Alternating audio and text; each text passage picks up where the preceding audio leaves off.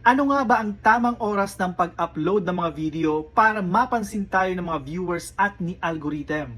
Ito po ay nakadepende sa location ng target na audience nyo. Punta lang po kayo sa insights at hanapin po ninyo ito.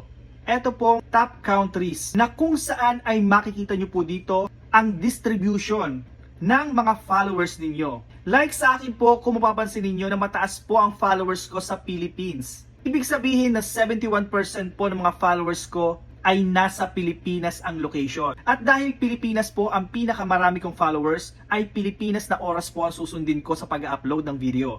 Una, sa umaga po ay suggest na between 4 to 6 AM po kayo mag-upload ng video. Dahil ito po yung normal na oras ng gising ng mga Pilipino.